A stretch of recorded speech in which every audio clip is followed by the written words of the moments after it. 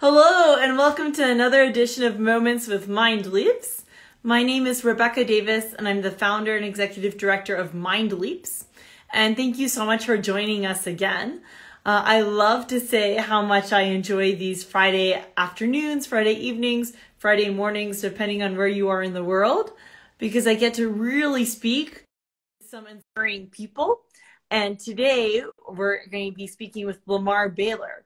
And LaMar probably knows more about me and Mindleaps and dance than anyone else we speak to. Hi, LaMar. How are you? I'm well, Rebecca. How are you? Oh, good. I was just saying to our guests how happy I am to be speaking with you. And thank you so much for taking the time to join us. Well, For thank you for those of you having who me. don't, for those of you who don't know LaMar, LaMar is our artistic consultant at Mindleaps. But we've been very fortunate to get him in that role because normally he's performing 8 times a week on Broadway in Disney's The Lion King. After doing a lot of work with Philadelphia as rehearsal director and a dancer, and then graduating from University of the Arts with his BFA, and now making his way over to St. Louis and working with a wonderful organization there called COCA. And yet somehow Mindleaps is lucky enough to get some of this man's time. LaMar, thank you so much. Thank you. Thank you. Thank you. Thank you. LaMar, we often talk when we're together about kind of how dance and the arts have brought us back to a place where we feel confident, centered, focused. And I know in these times that seems even more difficult to process. But tell us a little bit about how dance came into your life and how it's helped bring you to the place you are now. Dance entered my life as a teenager, very late on in my teens. My family, we did everything. Come from a family of athletes, so all of my family they played some type of sport. Okay. Tennis, run track, they are football players and basketball players. So I tried football and I did. I was pretty good. I was a first string quarterback, I was a second string halfback, and one time I got sacked too hard and I quit. I just took off the shoulder pads and everything, and I just didn't want to do it anymore. So then I learned to play an instrument, and I used to play the clarinet and the trumpet. And then they enrolled me in a math and science camp, and I enjoyed that. I enjoyed math and science, but not enough to keep my attention. And so I started to rebel and just become a discipline problem for my mom. And yeah, she just told me she was done with me. And my aunt, she danced, and she was telling her dance teacher, like about me and what was going on at home. And her dance teacher said, well, bring them to dance class. So I enrolled in a Saturday uh, performing arts program called the All City Performing Arts Program in Camden, New Jersey. It was free.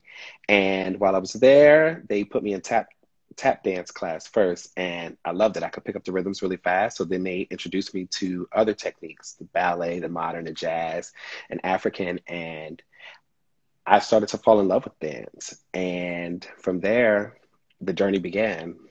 I felt like I hopped on a train and just continued to ride it, and the train is nonstop. It has not stopped yet. Not only is the train nonstop, but I feel like it's also like lifting off and flying into the air when I watch this career, LaMar. One thing that surprises me so much about you and continues to surprise me over all these years is that you really view dance as more than dance. And as you go on all of these parts of your journey, things that I just heard and I had never known about you before, you pick up skills that are actually outside of dance too. And you really kind of build yourself as a person. And I've seen you build so many communities along the way. I wonder if you try to connect some of the dots for us about your professional experiences from Philadelphia to UArts to Tommy, like what kind of moments have you had in the studio or with these choreographers or performing that have given you kind of a view that the arts are bigger than just one company or one person or one stage? Hmm, it's a really good question. Honestly, I think every time I've had the opportunity to step in different spaces where dance lives and where art thrives, I am often reminded or acknowledging that there's so much to the world, and that there's a different experience that each choreographer and each dancer comes into the room, into the space with, and how much I can adapt, or I can um, take in, acknowledge, and then allow that to influence me as I move forward with my artistry and with my career and in my life.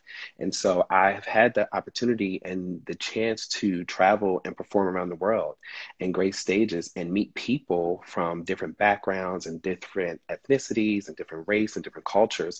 However, we all meet because art lives. And because it has lived, it has allowed me to live a life that has been fulfilled with just experiences that I've been able to take in and hold on to and share them with others in every space that I go into. That's beautifully put, LaMar. And I love this idea that, especially during COVID, actually, like, dance, and when we come into these spaces, as you say, where dance lives, where arts thrive, that actually, like, we see that the world is a lot bigger than we think it is. Yeah. It's a little bit counterintuitive because you think, oh, you're in a studio, you're in a confined space. But there's something about the arts and dance that actually, like, triggers the brain to see, like, the imagination and creativity around us. Hmm. Well, I know that you've been giving these lessons and helping us see how big the world really is, traveling around the world. And Mindleaps has been so fortunate to have you travel with us as well, in Rwanda. And you know that on my bucket list for us is Guinea. Guinea. I don't miss an opportunity to remind you of that, do I? Not at all. Not at all. Well, so Rwanda 4 times now, if I remember correctly, and yet that still doesn't seem like it's been enough. Tell us a little bit about a couple of the memories or the stories or the children or the staff members, something that really just stands out for you as you continue to move on through your career. It stays with you. Yeah, I mean, 4 times to Rwanda is amazing. I think my first time being there for a month, it was that I thought that was a life-changing experience.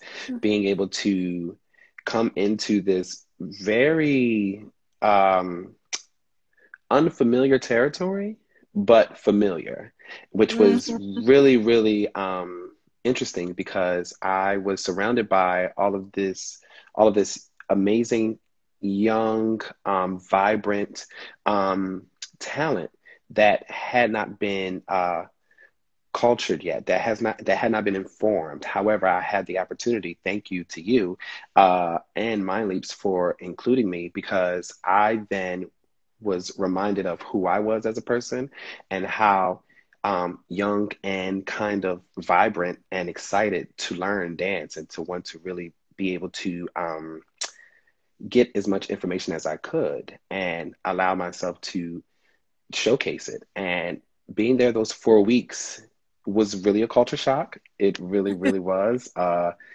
Not only from a dance perspective, but also like there was the language barrier that, but dance as a universal language movement we were able to speak without speaking to the kids. And that was really amazing. But then to learn their stories, to hear their journeys, to have those translated to me, their life experiences at such young ages was really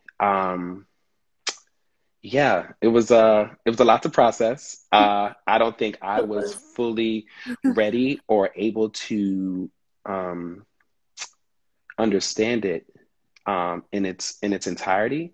But then after learning the country's history and understanding what this country had been through, this third world developing country is still going through a genocide and then developing over t- over top of that, that was a lot. It was a lot to take in, but I was so grateful for it because when I came back, I had a greater appreciation for the things that I had and the things that I didn't know I had.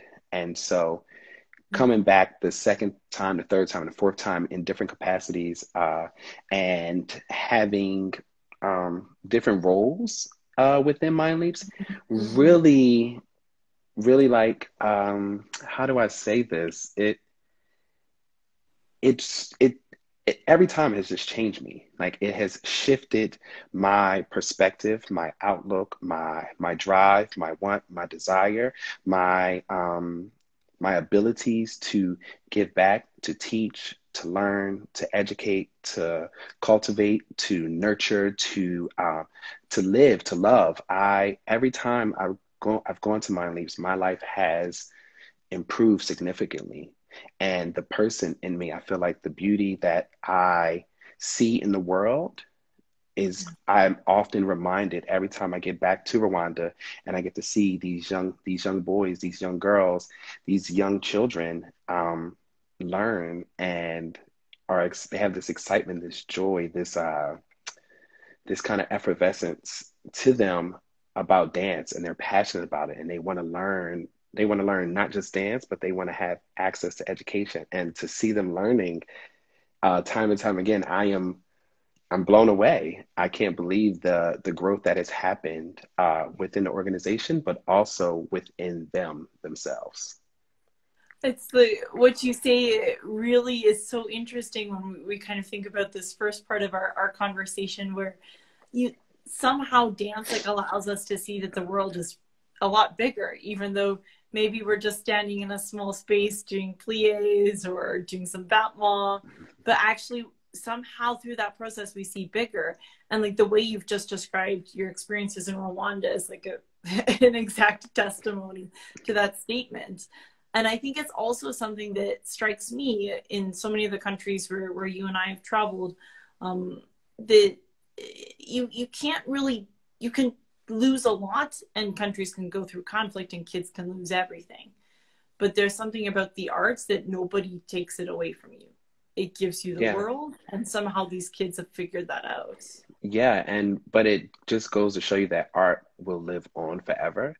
And what you can't do is contain it, and you can't confine it, and you can't remove it from people because it is you're born with it. It's innate. It is within you, and somehow, some way, that what's in that teapot is going to explode. It's going to, it has to find a way to allow itself to get out, and people find ways. I mean, you know, we are used to being able to go into a studio and doing all these things. However, we have figured out Zoom and Vimeo or every other dance or every other technology app that will allow the arts and dance to continue to keep thriving and still be accessible to people. And it's amazing. It's amazing what we have, what can be done. Yeah, it's so true that I think the arts, and in my opinion, dance is just one of the most adaptable forms of communication and tools Yeah. that we have. And I think like one thing that strikes both you and I so much about Rwanda is it's so incredible to come here. I'm in Rwanda now and see how the country has rebuilt with divisions that just seem impossible to understand, and yet unity can be built from that. And I think, I mean, you've been so kind to help guide me on our journey together through Mind Leaps about how do we bring these lessons of unity and equality, and appreciation for differences instead of judgment of differences to our country. And there's a lot of lessons to be learned from Rwanda. And I know that I see you both as an individual and helping Mind Leaps really help build our voice and how we can do that better in the United States. And I wonder if you can help us kind of see some of the things that you've seen that have made you such a powerful voice in the Black Lives Matter movement.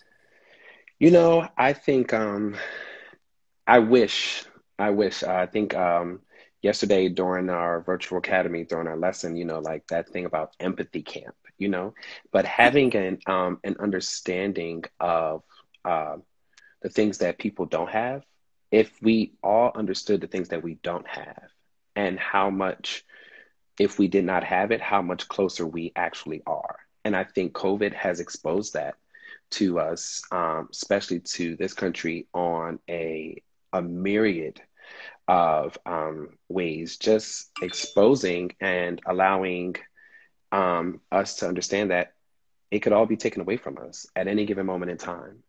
And we all, at the beginning of this, Yeah. were trying to figure it out, you know? not knowing what to do, not knowing how to do it. Everybody was on the same level playing field.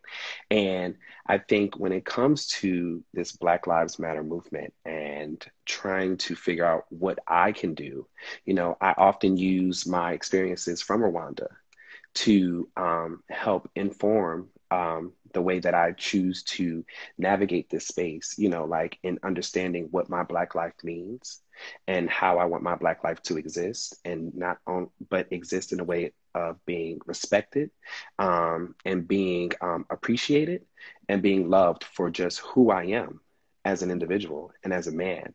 And then, yeah, I'm an artist too. And yes, I teach as well. And yes, I dance too. And yes, I'm a consultant as well, but all of those things make me, and understanding that Black people all over the country, all over this world are important, and they do matter, and they do exist, and not just because, and they shouldn't be judged or shun away because of the color of their skin.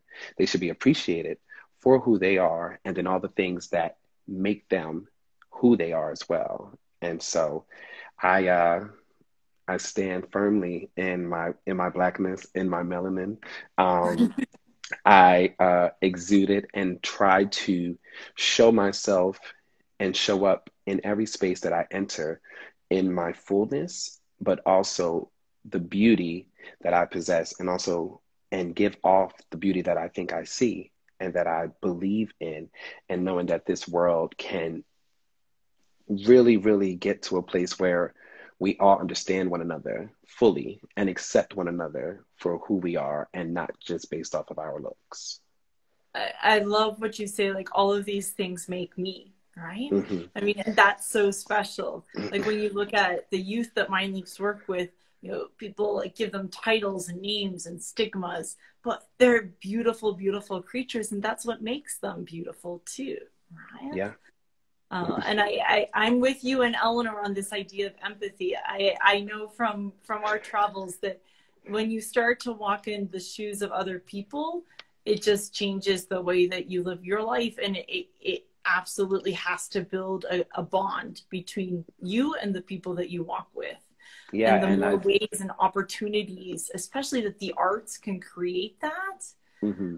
it builds a real solution from within instead of just an outside short-term solution that probably isn't going to work.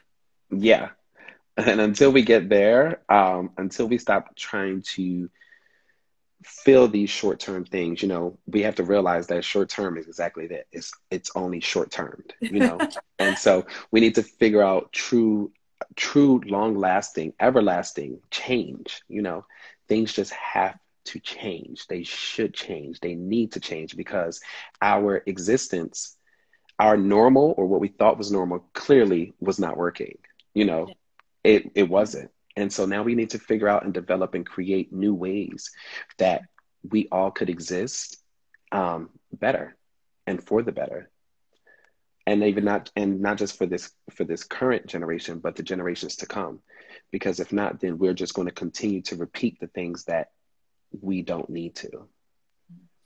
And again, like LaMar, this conversation's ebbed and flowed and is now kind of a huge waterfall with us. But we're just so grateful that the time you've taken to also guide Mindleaps to build our voice and do what we want to do. So just take I am grateful for the opportunity to be able to do that. And it is through your leadership that you have allowed me to figure out ways that we can have more of an impact on this Black Lives Matter movement, and not moment, but movement, and figure out in ways we can truly make impact and significant change for our country and for anyone who enters into our country. Yeah, and it comes back to, again, what you're saying is, there's a beauty in like what is you and what is me, and there's also a huge world that exists. Yeah. And the United States is supposed to be a part of that. And it's going to take some people to fix it from the inside. Yeah. It's going to take a lot of us, but it's going to get done. I'm still waiting for my shirt too, LaMar. I love the shirt. It's coming. I'll order you one. Okay, well, so LaMar, speaking about all these things also brings me to the question that I love to ask you during COVID, and you probably hate for me to ask, but I am always struck by how you bring this energy and calmness to our conversations. And I wonder how you kind of process that when, like, your regular stage, like home, Broadway, which controls your life and controls what time you wake up and what you can eat and who you can talk to, is now like stripped away from you, and yet like you're having these like fundamental learnings. Like, how do you kind of process that loss of your stage? Whew, I am not gonna lie. In the beginning, I was like, what's happening? It was a what's happening, but not in a way that I was like, I wasn't accepting of it. Because I mean, 8 times a week, 8 times a week, 6 days a week. And then on the days, on my one off day, I'm teaching and I'm doing something. So 7 days a week, I'm busy, you know. So in the beginning, my body was grateful. It was like, oh, thank God. Like, you finally have listened to us, like, and given us a break. And then as time went on, it was like, well, what is really happening? And just kind of the not knowing, you know, this kind of gray area. You know, like, I like things to be black or white, you know, like it's very clear, you know, but this gray area, and what I've discovered, that the gray area is time. And time has been, it has been great to have like this type of like freedom, almost, you know, like, to I don't necessarily have a true schedule, but I was so used to having a schedule and being on a schedule that not having anything on the schedule was like, wait. Like, we need to do like, something has to happen. So it has allowed this process has been interesting in ways that I've had to find outlets in ways where I could still perform, and Mm-hmm. not necessarily that it had to be on stage, but how I could perform uh, bigger and better in my own life, and how I could make the adjustments and the steps of growth that I think I needed, and that if I think I was still on a Broadway schedule, I may not have the time or would have made the time for it. So this COVID period, while it is heartbreaking that I don't get to go and put on my stilts and walk across the stage as a giraffe, or prance around as a zebra, I am I am grateful that I have had the time to reflect and do the things that I really wanted to do for me, and how those things, how I've discovered that the more that I do for me, the better off that I am, the better off I could be when to service others. Mm-hmm. It's when you kind of talk about time and how COVID has really kind of played tricks on our mind on what time is. It really reminds me of Tracy, who is our leader and our parent and our best friend and everything Love else, her. who's with us, who's with us today, and also who had the chance to speak and share some of her wisdom with me earlier. And she really speaks about how time is really playing with dancers' lives in different ways, but there's something that can be caught from that. Yeah. That probably dancers are usually just running all the time and don't have the chance to make that connection. So, Yeah. two beautiful voices singing into our ears. Well, you know what?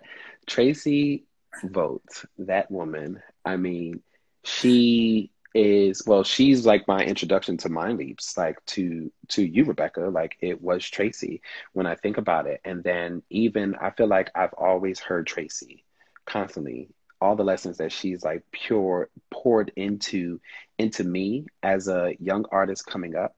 She was the first person she like taught me my first ballet in Philadelphia when I got in the company. And you know, it was amazing. It was a Ron Brown piece, and it was very new, and it was her.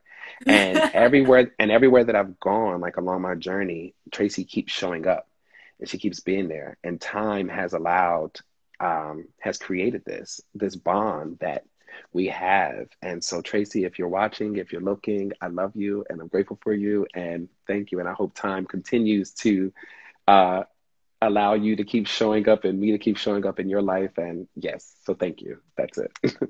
And just because, I never miss the opportunity, LaMar. So Tracy has been to Guinea many, many times with mine.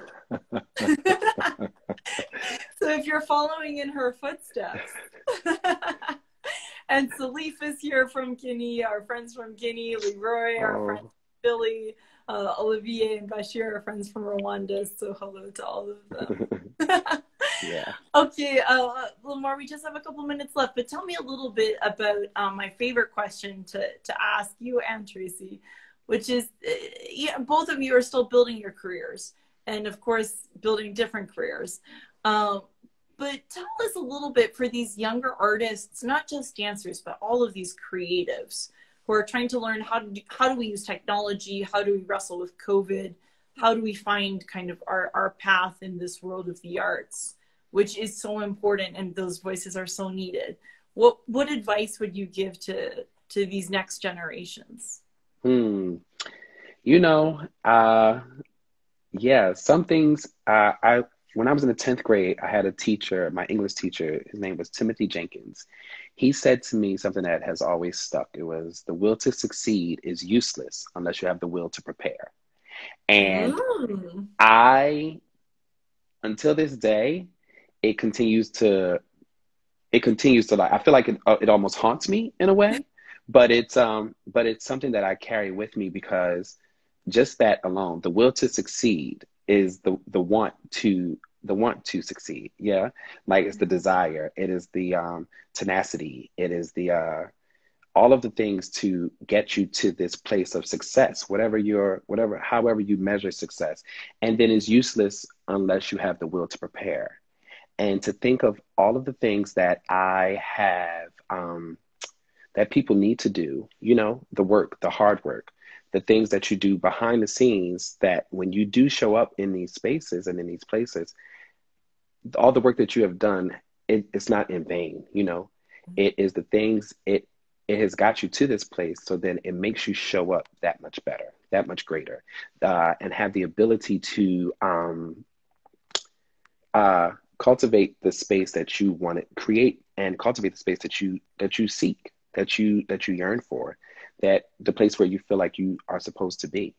And so I think for young people is making sure that they do the things necessary to make sure that they have a life of fulfillment and gratification and satisfaction, and that when you walk away from that space, you're more inspired than you were the day before, and that you can, and inspired enough to show up again the very next day. So it's putting in that hard work, and then figuring out all the things that you need to do so that you can achieve success, whatever your success is, and however you measure success. Well, when I talk to you, I feel like I get to actually like act out what you tell us, because I think tomorrow I'll wake up more inspired than I was today. I sometimes wish you could do moments with Mindleaps with me every Friday, LaMar. Oh, I mean, I would. I don't mind. Friday is my free day, my new free day. Oh, well, we are very, very fortunate to reflect with you, and I feel like every time I have the chance to speak with you and not just exchange emails or run around frantically doing something, that I really leave with my heart somehow at peace, knowing that like the journey is hard, but the journey is so worth it. Yeah, for sure. And I thank you for having me.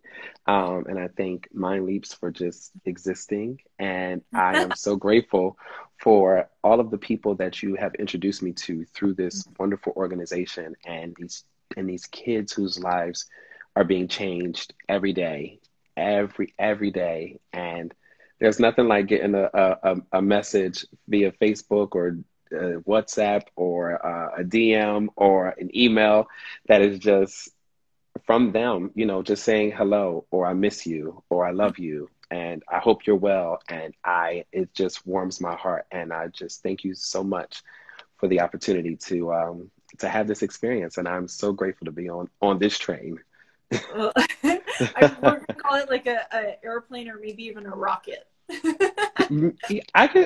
I think I'm ready for a rocket.